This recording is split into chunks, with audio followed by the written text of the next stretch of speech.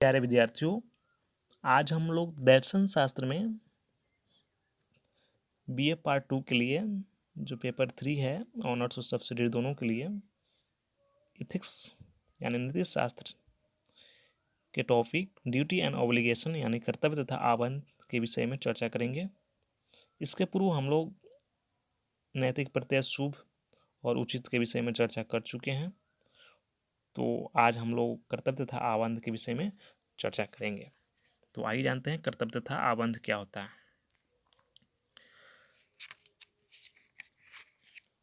जैसा कि हम लोग जानते हैं कि मनुष्य अपनी रुचियों के अनुसार ही कार्य करता है, यानी मनुष्य को जिस काम में अधिक रुचि रहती है उसी काम को बार बार करना चाहता है। उसको उस काम को करने में कोई दिक्कत या कोई झिझक नहीं होती है, क्योंकि उसका झुकाव उस कार्य की ओर होता है।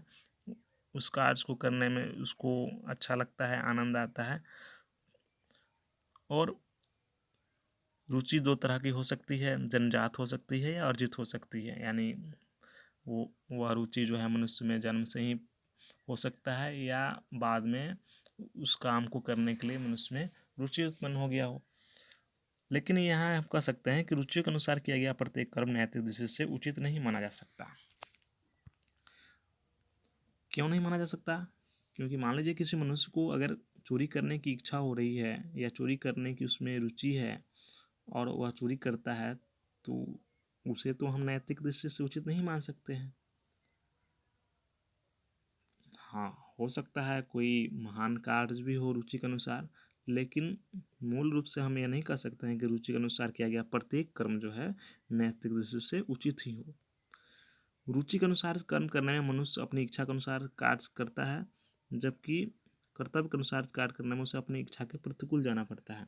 कोई भी कर्म अगर मनुष्य कर रहा है तो रुचि तो के अनुसार तो स्वभावतः बहुत ही आसानी से कर पाता है, लेकिन जब कर्तव्य की जहाँ तक बात आती है तो फिर उसे जो है अपनी इच्छा के प्रतिकूल भी जाना पड़ सकता है।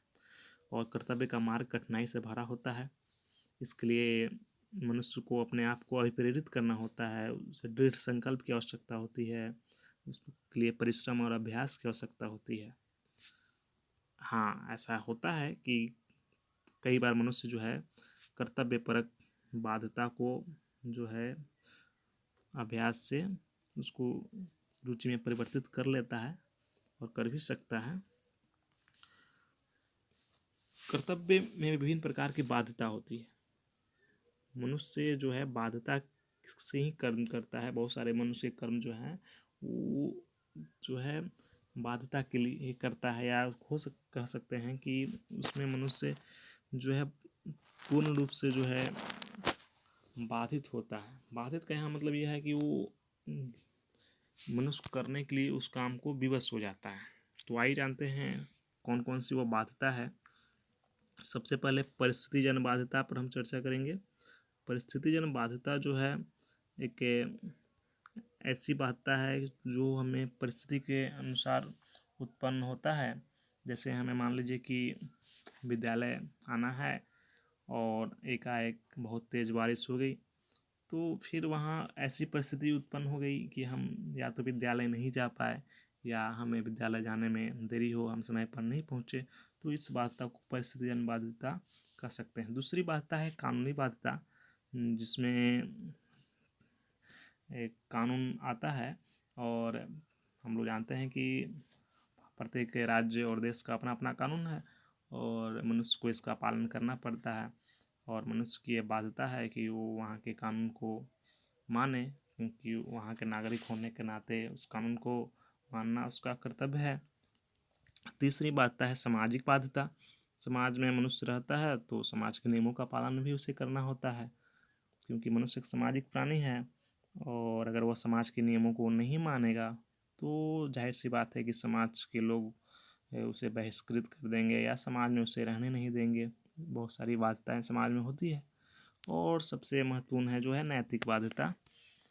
नैतिक बाध्यता इसलिए ज़्यादा महत्वपूर्ण है क्योंकि इसी बाध्यता के अनुसार ही मनुष्य का जो है कर्तव्य होना चाहिए, क्योंकि नीति शास्त्र में मूल रूप से नैतिकता की ही चर्चा होती है।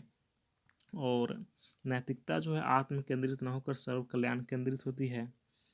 कोई भी कर्म करने से पहले हमें यह अवश्य देखना चाहिए कि ये कितने लोग का कल्याण करने वाला है। जिससे अधिक व्यक्तियों का कल्याण हो, वो निश्चित रूप से कर्म श्रेयस्कर होता है, लेकिन हर बार नहीं होता है। लेकिन मूल रूप से ये कहा जा सकता है कि नैतिकता जो है आत्म केंद्रित नहीं होती है, वो सर्व कल्याण केंद्रित ही होती है। नैतिक कर्तव्य आबंधकर्ता को कर्म करने के लिए बाध्य करता है। कोई भी नैतिक कर्तव्य है तो वो कर्ता को कर्म करने के लिए बाध्य करता है, उसके अंदर यह प्रेरित करता है कि ये कर्म नैतिक दृष्टि उचित है और ये कर्म ही करना चाहिए। लेकिन जहाँ तक पहले ही बात किया जा चुका है कि इस आचरण को करने में मनुष्य सहज नहीं होता है, उसे कठिनाइयों का सामना करना पड़ता है, क्योंकि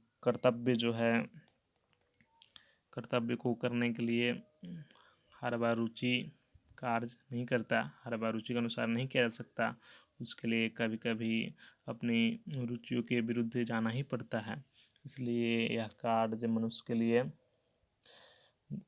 कठिन जान पड़ता है। और जैसा कि हम लोग जानते हैं, स्वतंत्रता जो है नैतिकता के लिए परम आवश्यक है। तो मनुष्य स्वतंत्र कब होगा? बाध्यता होते हुए भी मनुष्य स्वतंत्र रूप से कार्य करता है, क्योंकि नैतिकता की गणना तभी हो सकती है जब मनुष्य जो है उस कार्य को करने में पूरी तरह से स्वतंत्र हो। तो इस तरह हम देखते हैं कि कर्तव्य तथा आबंध एक नैतिक प्रत्यय है और ये मनुष्य के लिए अत्यंत महत्वपूर्ण है। तो आज के लिए बस इतना ही। धन्यवाद।